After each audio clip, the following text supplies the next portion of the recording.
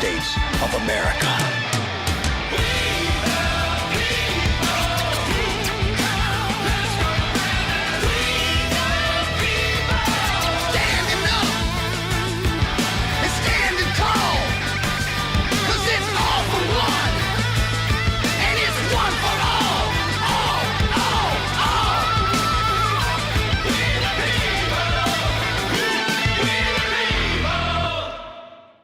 The start of May saw Australians go to the polls for the nation's 2025 federal election. And seeing as this is an Australian channel, Swag finally got to cover his own nation's politics for once. Leading into the election, the incumbent Labor Party had been in power since scoring a relatively narrow victory in 2022. At the time, the election was characterised by a spike in third-party votes, and a general dissatisfaction with the two major parties as the nation entered a post-COVID world. This post-COVID world would go on to shape the 2025 election in a similar way, with housing affordability, cost of living concerns, and international relations becoming major talking points leading up to the big day. Here is probably a good time to talk about Australia's unique voting culture, which might help set the stage a bit better. The first thing you need to know is that Australia has compulsory voting, which is why voter turnout usually sits above the 90% mark. This is helped with the implementation of the iconic democracy sausage, a cheap snack sold in front of most major polling centres across the country. It may not look like much, but this is the very height of Australian cuisine, and essential for the electoral process. Citizens who forget to vote either have to pay a fine or write a letter to the Electoral Commission explaining how they slept in that day.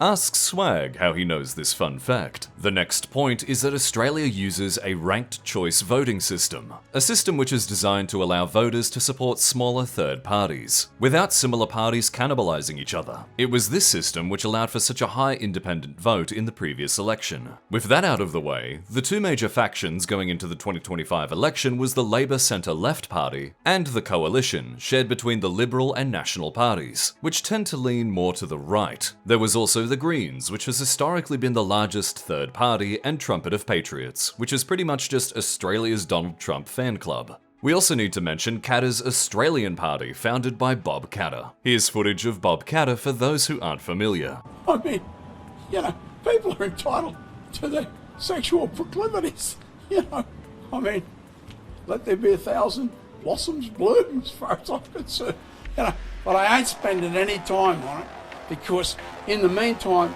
every 3 months, a person was torn to pieces by a crocodile in North Queensland.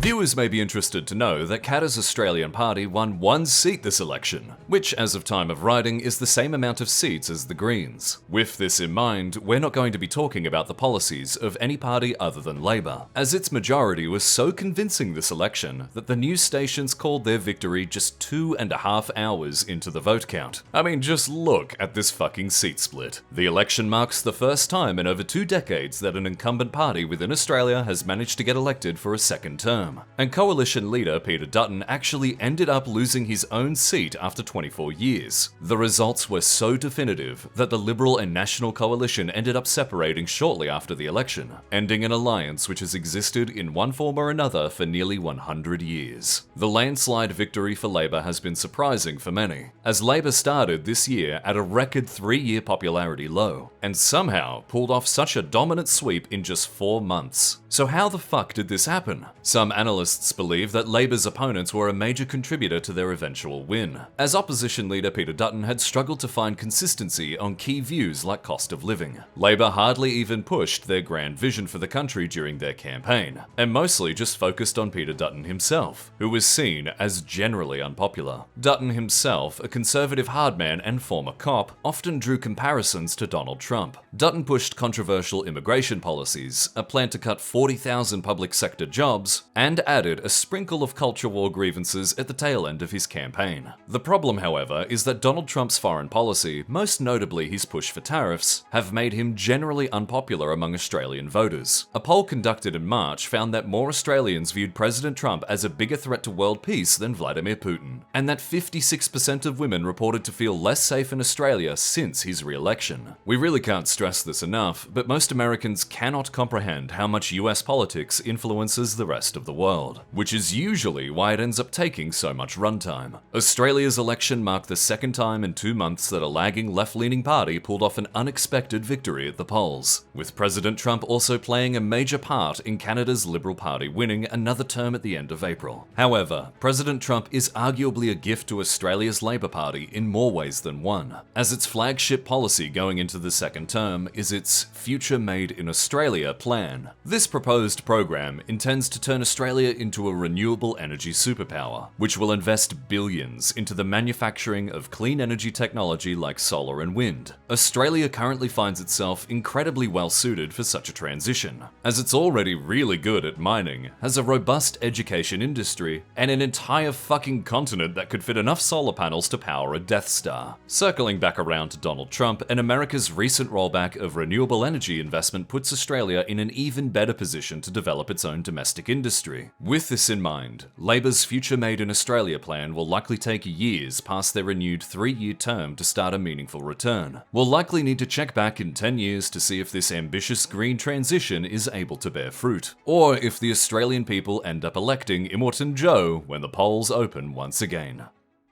Did you know that according to the Swagistan Institute of Happiness and Prosperity, Australia is the greatest country to ever exist? Unfortunately, not everyone can have a desert home girt by sea, but by using today's sponsor Surfshark VPN, you can certainly pretend you do. Think of Surfshark as your best friend, your concierge, or your secret lover in the night. While you're out browsing the web, doing what you need to do, Surfshark is busy in the background, fighting off trackers, malware, and phishing attempts. Getting compromised online can be an absolute bitch to get your accounts recovered, and after Swag got hacked at the end of last year, it literally took months to get his accounts back online. He's currently on his 11th attempt to get his EA account transferred to his new email, and seemingly zero progress is being made. On top of this, Surfshark will let you skirt around region-locked content like it's nobody's business, meaning you don't have to buy a movie from YouTube just because your country doesn't have a streaming service that offers Cars 2. It really is a great time to sign up to Surfshark, because by going to surfshark.com/SirSwag, using the code SirSwag or scanning the QR code on screen, you'll be able to score yourself an extra 4 months for free. The best part is that if Surfshark doesn't meet your expectations in any way at all, you can cancel within the first 30 days and get a full refund. No questions asked. Surfshark VPN. It's cheaper than the other ones. Meanwhile, a group of investors have sued United Healthcare for not being anti-consumer enough. Dentists in Utah brace for the ban on fluoridated water, and Russia bans Harry Potter and Game of Thrones for being child-free propaganda.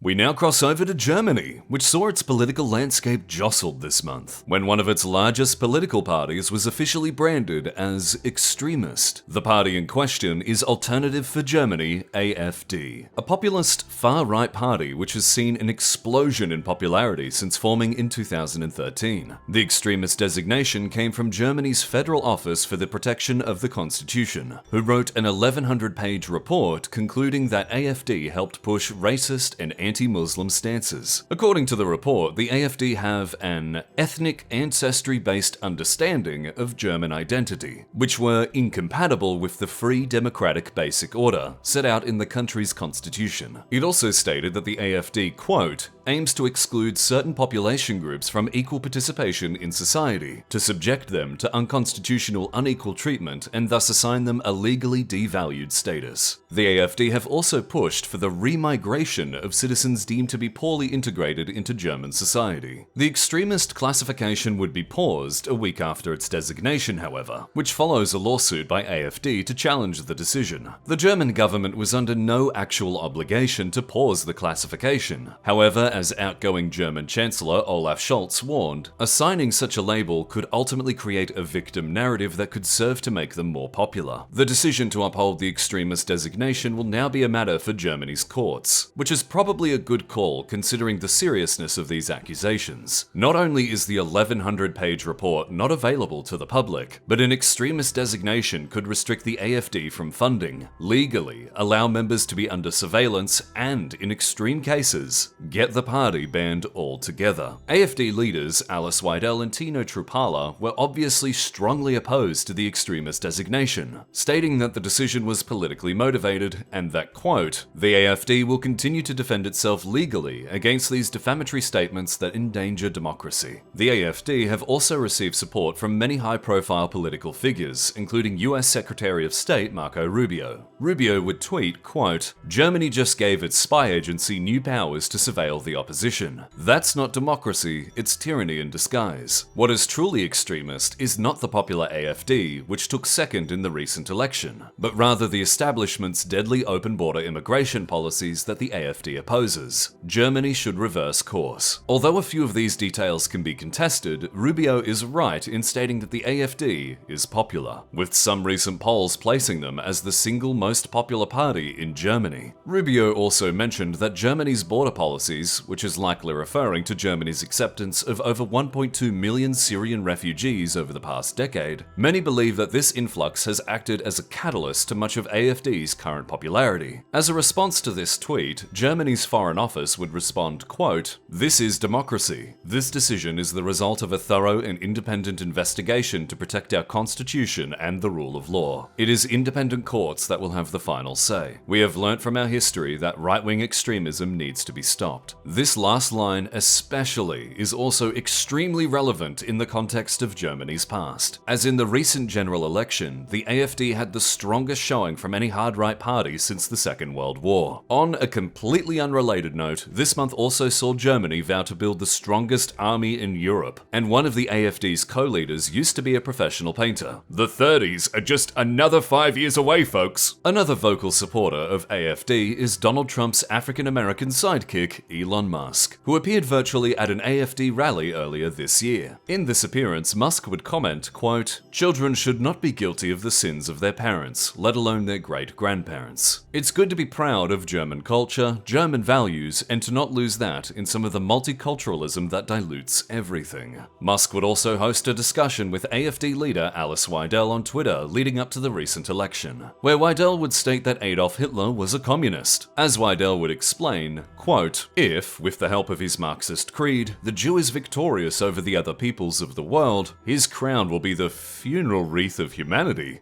Oh, never mind, it seems we got her quote mixed up with an extract from Mein Kampf, where Hitler talks about how much he hates communism. What she actually said was, quote, "If Marxism is not completely eradicated, Germany is lost." Oh, it actually looks like Jack the Intern mixed up the quotes again, because that was also written by Hitler in Mein Kampf. Whether or not AFD will be able to rid itself permanently of this extremist designation will be functionally irrelevant in the short term anyway. The largest mainstream parties have already formed an agreement to ban cooperation with AFD, which is designed to act as a firewall against what they see as a fundamentally anti-democratic party. Viewers may recall that something quite similar happened in France last year, when a broad coalition would unite to keep the hard-right National Rally out of power. What's clear, however, is despite these maneuvers to block these hard-right parties from assuming government, their popularity has unquestionably risen over the past decade. As previously mentioned, such steps to keep a party out of power could also serve to supercharge the movement through a victim narrative, ultimately cementing this surge in popularity. It's clear that despite concerns from the rest of the political spectrum, AFD is appealing to a large segment of the German people who don't feel their concerns are being heard by the other parties. If these concerns aren't addressed before the next election in 2029, the rise of the AFD may be an inevitability. The month of May also saw the nations of India and Pakistan start throwing hands again for the 6 millionth time, so let's look at how that went. India and Pakistan have been in various states of peace since the British mapmakers pranked the region in 1947, but the latest round of fighting was sparked by a terror attack on the 22nd of April, which killed 26 tourists in an Indian-controlled region of Kashmir. The victims of the attack were targeted Hindu Indian civilians, and responsibility was claimed by the Resistance Front, a relatively young militant group which rejects Indian presence in Jammu and Kashmir. The Resistance Front has been officially designated a terrorist organization by the Indian government after a wave of targeted killings. However, the group had never before gone after civilian targets at such a scale. Pakistan has long been accused of state-sponsored terror initiatives by a myriad of countries around the world, which has ranged from active funding and training to simply turning a blind eye to terror cells operating within its borders. When the United States launched its nighttime operation to kill Osama bin Laden within Pakistan, it famously didn't inform the Pakistani government for fear of a security leak. Whether Pakistan actually had a hand in the Kashmir attack isn't something we know right now, but India was convinced enough to launch an aggressive retaliation effort. One day after the attack, on the 23rd of April, the border between India and Pakistan was closed, and Pakistani nationals were stripped of their visas. Pakistan would retaliate by closing their airspace to Indian fighters, halting trade with India, and expelling Indian diplomats from the country. Ceasefire agreements between the two nations would be sporadically broken over the following weeks. This would all culminate in a major attack by India on the 7th of May, where India attempted to dismantle suspected terrorist camps across Pakistan using drone strikes. Wanting to cosplay the war in Ukraine, Pakistan would then launch hundreds of drones towards cities across India, with India doing the same over the next couple of days, further escalating the conflict. India would go on to target military bases with drone strikes across Pakistan, marking the first time in history where a country willingly targeted Air Force installations of a nuclear-armed nation.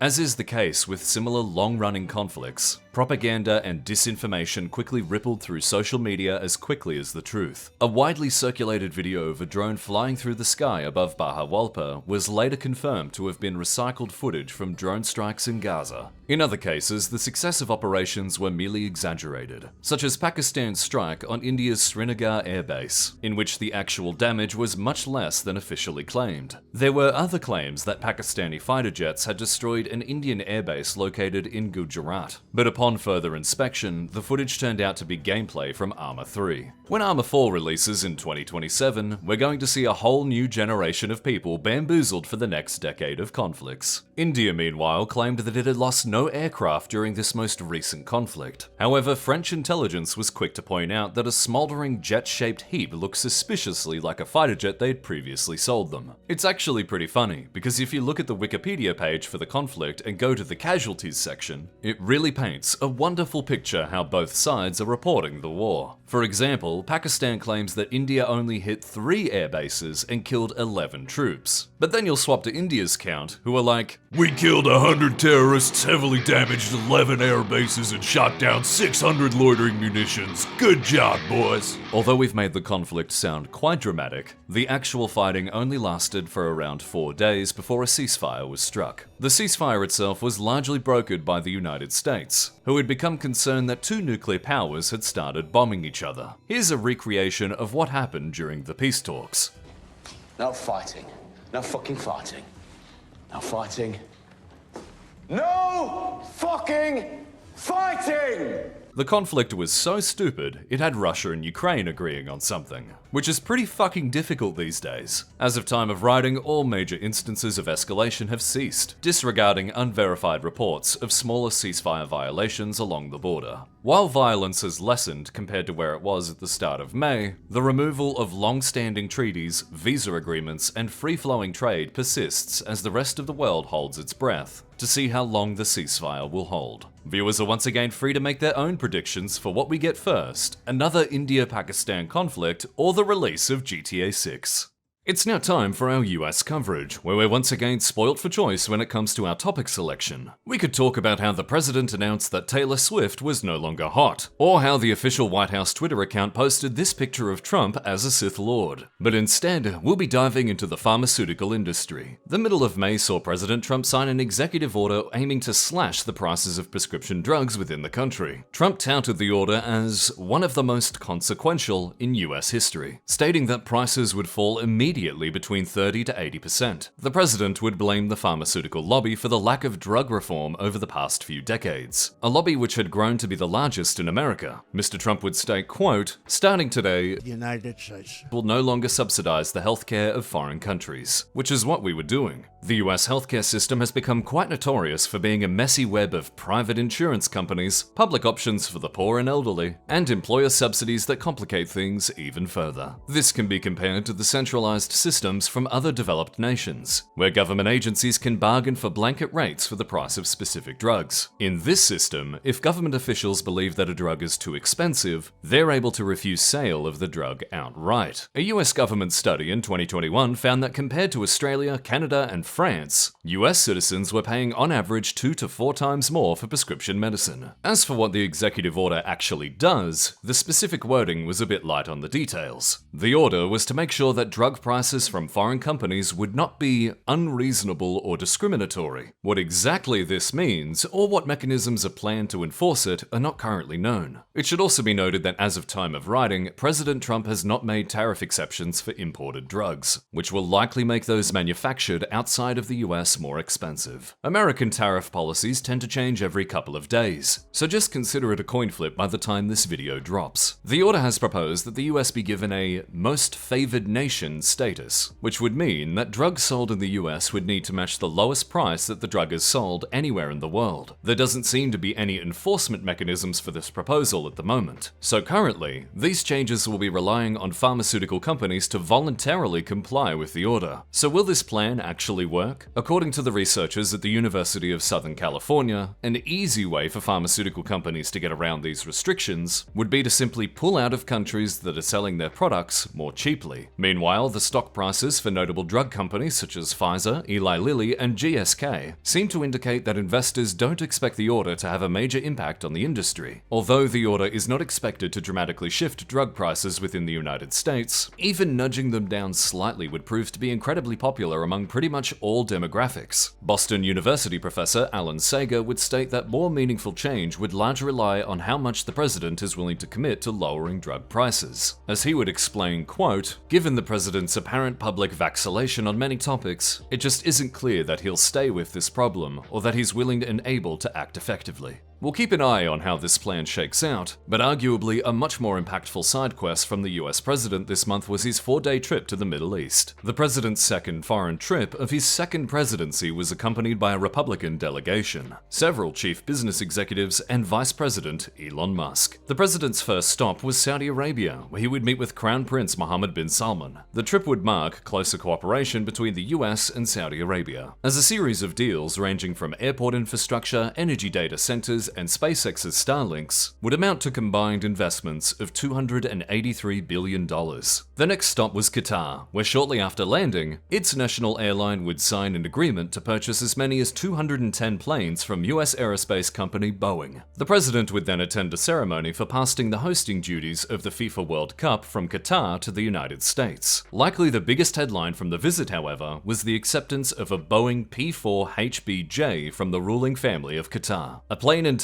to act as the president's Air Force One. The gift to the US Department of Defense has been met with criticism even among many of the president's supporters. Taking sacks of goodies from people who support Hamas, the Muslim Brotherhood, Al Jazeera, all the rest, that's not America first. Like, please define America first in a way that says you should take sacks of cash from the Qatari royals. As the estimated $400 million plane may come with strings, whether explicit or implied. Others believe the jet may pose a security risk, fearing the interior may have listening devices hidden discreetly. As of time of writing, many of the legal details regarding the extravagant gift have not yet been clarified. US presidents receive gifts on behalf of the nation pretty regularly, but these are considered to be given to the office rather than the person holding it. A painting, for example, can be accepted by the president as long as it's hung up in the walls of the White House, but they're generally not allowed to take it with them upon leaving their post. If the ownership of the jet were to fall into Trump's presidential library after the end of his term, this could theoretically allow him personal access after he leaves office, which is where we start getting into grey legal territory. When asked about the ethics of accepting the potential Air Force One replacement, this was the president's response.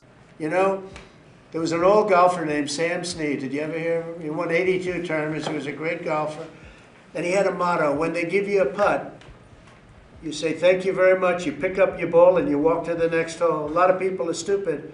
They say, "No, no, I insist on putting it." And then they putt it and they miss it. And their partner gets angry at them. You know what? Remember that. Sam Snead When they give you a putt, you pick it up and you walk to the next hole and you say, thank you very much. The third stop of the president's big Middle Eastern adventure was the United Arab Emirates, where he would tour the Sheikh Zayed Grand Mosque, be awarded the Order of Zayed, and announce plans to establish the largest AI data center outside the United States. President Trump's trip marked a sizable shift from the previous administrations regarding the Middle East. The Trump administration generally opted to overlook the region's human rights abuses in favor of strengthening diplomatic ties. For example, while in Saudi Arabia, the president opted to officially recognize Ahmed al-Sharaa as the new leader of Syria, which is pretty significant when we consider the US government had a $10 million bounty on his head as recently as 6 months ago. President Trump has generally been against US interventionism within the Middle East, and this trip marked a shift away from America's previous ideological-based foreign policy, in favor of a more pragmatic approach. The president's message was simple. What you do with your own citizens is none of our concern. Let's all be friends and make a bunch of money. A Trump-branded hotel in Dubai and a Trump-branded golf course in Qatar are also in development. However, no estimates were given for when these may open. Moving on, and the month of May also saw financial services company Moody's downgrade America's credit rating from AAA, the highest rating, to AA1, the second highest. The downgrade marks the first time in over a century that the US no longer holds a AAA rating from any of the three major credit rating agencies, which also include Fitch and S&P. So what does this mean? Why did it happen? And should you even give a shit? Credit ratings are designed to rate a borrower on how likely they are to repay a debt on time. As a result, nations like Denmark and Singapore who have strong and stable economies are generally able to borrow money at a lower rate because they're considered very low-risk investments.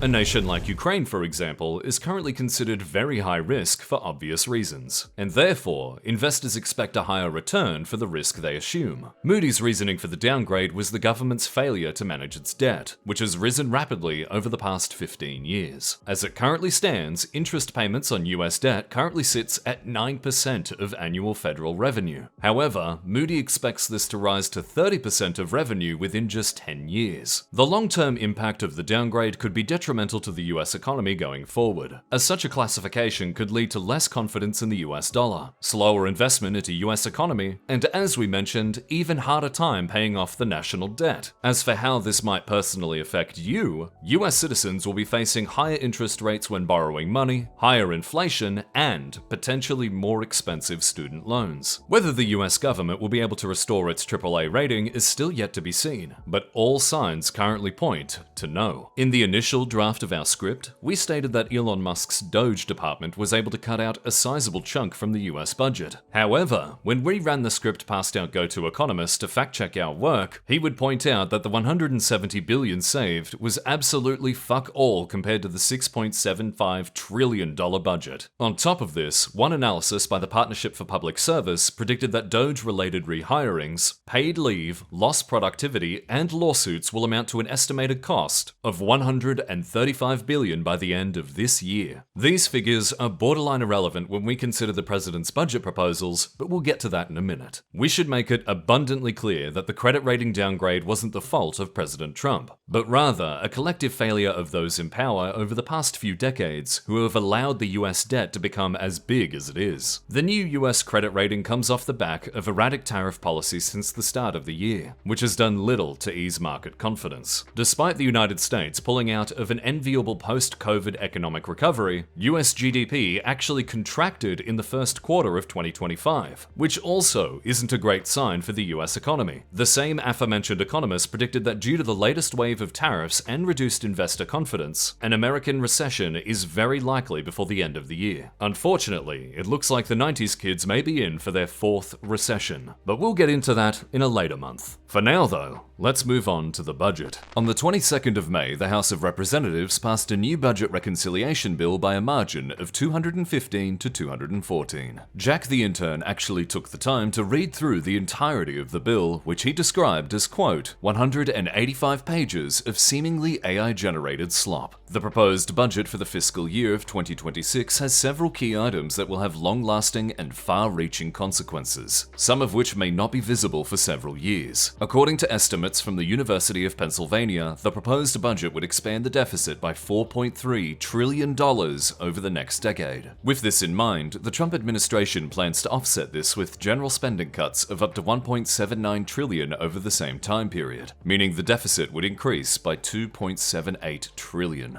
As for what's getting cut, nearly everything. The two major exceptions include defense spending, which was increased by 13% up to just over $1 trillion, which is just enough to run the US military for 1 year. And a 65% increase to the Department of Homeland Security, up to $175 billion. A huge portion of the Homeland Security expansion will be allocated to fulfilling President Trump's promise to deport 10 million illegal immigrants and bolster the US-Mexico border. With this in mind, let's look at the biggest winners and losers of the new budget. Quite a big winner is anyone working for tips, as the budget proposes that all tips received will be exempt from tax. Overtime pay will also be tax-free. It's estimated that tipped workers will see an average revenue increase of $1,675 per year from these changes. Families with children will also benefit from the new budget, with the child tax credit increasing from $2,000 to $2,500. Additionally, citizens over the age of 65 will be scoring themselves tax deductions. High-income earners were some of the biggest winners from the new budget, with the top 10% of the income distribution receiving around 65% of the total value of the legislation. This included increasing the state and local tax deduction from $10,000 to $30,000, as well as renewing a number of temporary tax cuts. Another big winner, as you've probably guessed, is the defense industry, meaning if you've got a job as a shipbuilder, own a stock in Lockheed Martin, or have a job within the military, you're probably going to see a pay increase coming your way. The Department of Veterans Affairs also saw a sizable budget increase for housing and medical benefits. We now get to the losers of the new budget, which starts with low-income earners. Some of the biggest spending cuts are targeted towards programs like Medicaid and SNAP, which are designed to provide food and medical care to low-income Americans. The University of Pennsylvania predicts that households in the first income quintile are said to lose around $1,035 in 2026 from cuts to such programs. Anyone involved in education will also be taking an L from the new budget, with the education programs across the board getting hit with funding cuts. The only increase within education was funding towards private charter schools, receiving an extra $60 million per year. The consolidation of debt-driven payment plans and tighter restrictions for Pell Grants are also predicted to make student loans more expensive. Nearly anything to do with health has also seen significant budget reductions, including huge cuts to medical research, the Centers for Disease Control and Prevention, and funding to combat substance abuse. One notable exception is the president's Make America Healthy Again initiative, which is spearheaded by Secretary of Health RFK Jr. The initiative is focused on reducing the prevalence of chronic illnesses, eliminating ultra-processed foods, and finding a cure for autism. If we randomly stop posting 1 month, you'll know they found the cure. Science, green energy, and environmental initiatives arguably took one of the biggest L's from the new budget. Everything from forest management, climate research and monitoring, and renewable energy infrastructure were hit with significant cuts. NASA's budget was also slashed pretty hard, with a major exception being an increase to its human space exploration program. This was obviously just a fraction of all the proposed changes, but in an effort to reduce our US coverage overall, let's move on to another continent entirely. In the early morning on the 21st of April, Easter Monday, Pope Francis died. The head of the Catholic Church suffered a stroke and cardiac arrest following a month-long hospital stay, ending his 12-year reign as Pope. With the Imperium of Man needing a new God Emperor, proceedings were quickly made to put Francis to rest and start the process of electing his successor. Days after his death, Francis's body was moved to St. Peter's Basilica, where it would be ultimately viewed by 250,000 people who came to pay their respects. The church would remind visitors to refrain from taking selfies with the Pope's body, but this wasn't always a rule which was adhered to.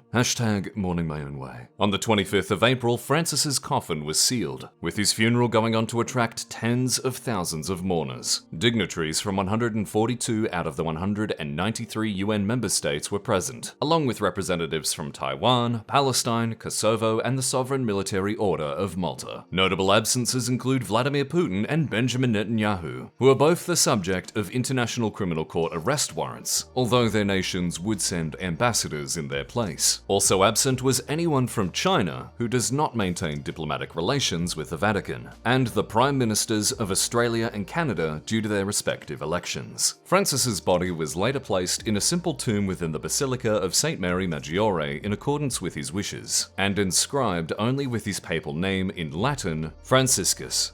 After the mandatory 9-day mourning period, the conclave to elect a new pope formally began on the 7th of May. When a conclave is required, cardinals from across the world congregate at the Vatican, getting sealed into the Sistine Chapel where they would conduct secret votes until a pope is elected. Only cardinals under the age of 80 when the conclave begins are permitted to vote, which is designed to ensure voters are up to the physical and mental demands of the rigorous voting process, and to ensure cardinals are more in touch with contemporary issues. The United States has famously adopted the opposite approach for its own government. The voting process itself is actually very simple and not at all complicated. In order to be elected, the candidate must receive at least 2/3 supermajority of cardinals voting. There are 4 ballots held per day, 2 in the morning and 2 more in the evening. After each set of 2, the ballots are burned and colored smoke is used to signal the result. Black smoke indicates a consensus not reached, while white indicates a new pope has been chosen. If no pope has been chosen, after 3 full days of voting, the cardinals will take a 1-day break before reconvening, after which 7 more ballots are held, followed by an address given by a senior cardinal deacon and a day of prayer. After this, 7 more ballots are cast, followed by an address by a senior cardinal bishop and another day of prayer. 7 more ballots are held again, and if there is no pope elected by this point, another day of prayer is mandated. The next ballot is a strict runoff between 2 candidates who receive the most votes on the previous ballot, and this vote is repeated until the end of time, until one of the 2 candidates makes up the 2/3 supermajority to be named head of Earth's glorious Imperium of Man. Surprisingly, the job requirements to become pope are less than your average McDonald's employee, as any male, baptized Catholic is eligible. With this in mind, the last time a non-cardinal was elected was 1378. Predicting the winner of the conclave is notoriously difficult, as surprises and unexpected election winners are frequent. There are 2 main rules that tend to hold true. The first is that there is the concept of fat pope, thin pope, the idea being that the pope elected tends to be the opposite of their predecessor, i.e. a more conservative pope will follow a liberal one, and a more modernist pope will follow a traditionalist one. The other saying is he who enters the conclave a pope leaves it a cardinal, referencing the pattern of perceived favorites tending to end up losing the election. Famously, Francis himself was considered a strong candidate going into the 2005 conclave, but would end up losing to Pope Benedict. Betting on the winner of the conclave has become a major market, with a number of online sites offering bets on a number of items, including the winner, length of time, papal name chosen, and more. Although frowned upon by the Vatican, it persisted nonetheless. In an effort to divert from actual gambling, a pair of cardinals set up Fanta Papa, Italian for Fantasy Pope. The site allowed people to place imaginary bets on the conclave, getting points based on how often certain stuff is mentioned in the media. The winner does not receive money, but does receive, quote,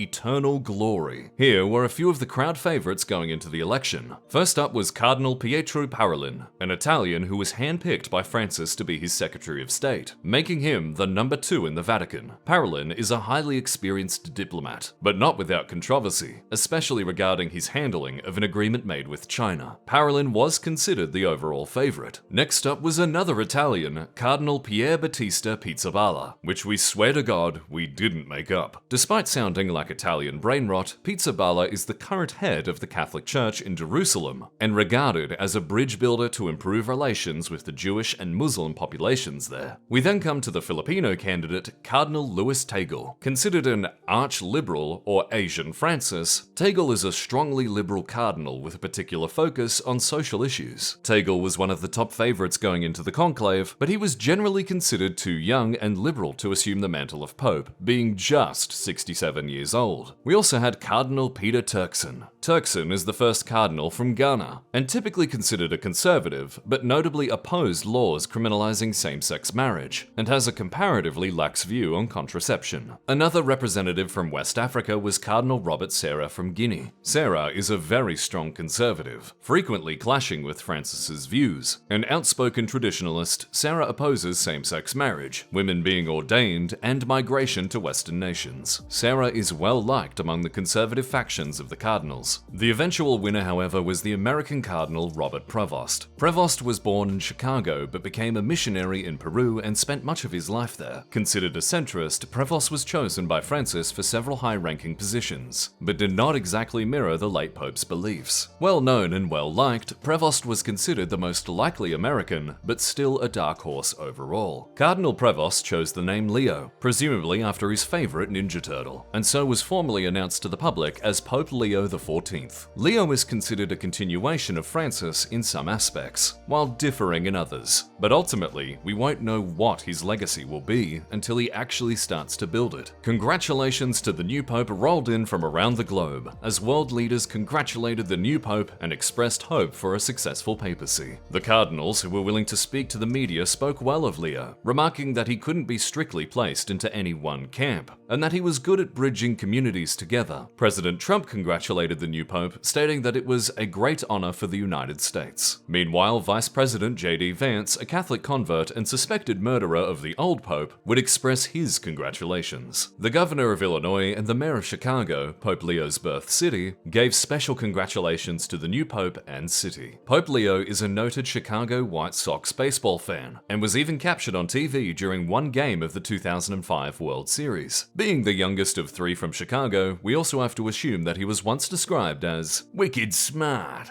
On a personal level, Pope Leo has expressed concern about climate change and the challenges that an AI-driven industrial revolution will bring. He's also called for a ceasefire within Gaza, as well as denounced the Russian invasion of Ukraine as an imperialist invasion for the sake of power. Although generally positive policies, we couldn't find any evidence that Pope Leo is a gamer, so it seems as if we'll have to wait just a little longer before we get the first gamer Pope.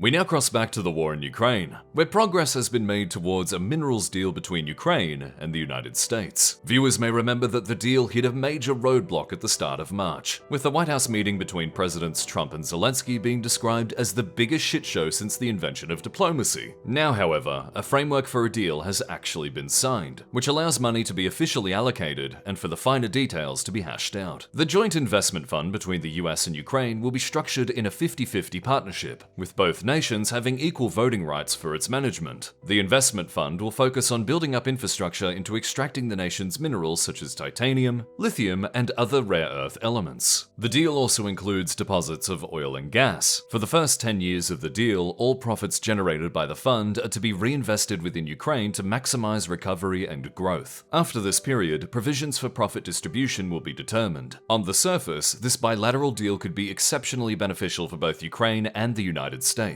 For Ukraine, expanding its mining infrastructure and reinvesting this money back into the country will go a long way to rebuilding the nation after the war is finally over. On top of this, it also puts American skin in the game, as Uncle Sam won't be getting a single lump of ore if Russia takes over the country. For the United States, securing a steady source of rare earth minerals is considered a critical national security objective, as Ukraine has minerals needed to manufacture modern military hardware. Rare earth minerals like cobalt are also essential for a green energy transition, but we know from the recent budget that this isn't currently the priority. The month of May was also supposed to see Turkey host Zelensky, Putin, and Trump for official peace talks. This ultimately didn't happen after Putin cancelled at the last minute, Trump pulling out after Putin didn't go, and Zelensky deciding to go back to Ukraine after realizing no one was taking this shit seriously. Trump and Putin did end up having a phone call later in the month, however, it was pretty much the same shit we've seen before. Putin essentially just told Trump to put Ukraine in the bag and back away slowly. So there really isn't much to say on this front. We now get arguably to the best part of the entire video, that being Russia's 9th of May Victory Day parade. This year marked the nation's 80th anniversary over the victory of Nazi Germany, and boy did they put on a show. An interesting observation is that disregarding the foreign troops, Russia's own roster was mostly made up of men too young to shave, or officers who looked pretty clearly out of shape. Notably, no T-14 tanks were present within the parade, a tank that Russia claims is the best in the world. It's obviously hard to find solid sources, but some experts have estimated that only a few dozen of the T-14s have ever been manufactured, with most being early prototypes. There have been some claims that the T-14 has been deployed to the Ukrainian front, but we couldn't find anything solid on our end. The parade also saw a pretty impressive list of leaders in attendance, most notably Chinese President Xi Jinping, and America's great martial arts master, Steven Seagal. Another attendee was Serbian President Aleksandar Vučić, who you might remember as the guy who unleashed an experimental fear gun on a crowd of protesters back in March. Venezuelan dictator Nicolas Maduro was also in attendance, who despite heading a country with more oil than any other nation on the planet, sees half its population living in extreme poverty. We then get to Myanmar's Min Aung Hlaing, a man with a similar style of shitbag leadership, who's currently wanted by the International Criminal Court for crimes against humanity. This guy has a particular taste for airstriking his own citizens. They say that you're the average of your 5 closest friends.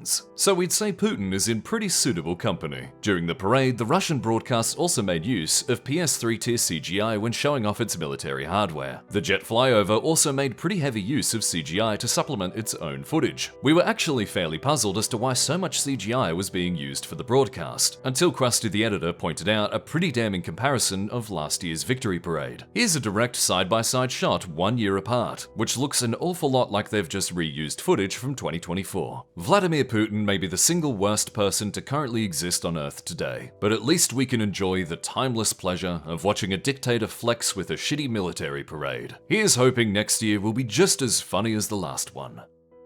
It's outro time, but you know the drill. Our upload schedule is less consistent than American foreign policy. But in the meantime, we've got the second channel, which is just show and tell for adults. Here's a clip from one of our latest uploads. It is February 27th, 1996. An A340 rolls off the production line. The 115th A340 build is delivered to Turkish Airlines and named Izmir. It was registered TCJDM. Such a lovable face, isn't it? Look at that. She's a cute. Nice little nose and all the eyes. All the eyes, yes, the many eyes that make things cute. We also need to thank our amazing Patreon supporters who pay for the majority of this show and who give us complete freedom to cover whatever we want month after month. Ultimately, our only obligation is to put together news that meets your standards, which is why some of our scripts go through 3 to 4 versions before they even hit the makeshift recording booth. Those who want to support what we do and get your name in the end credits can sign up in the description. But until next time, we'd like to wish everyone a very happy June. 白い足白いしっぽずっと一緒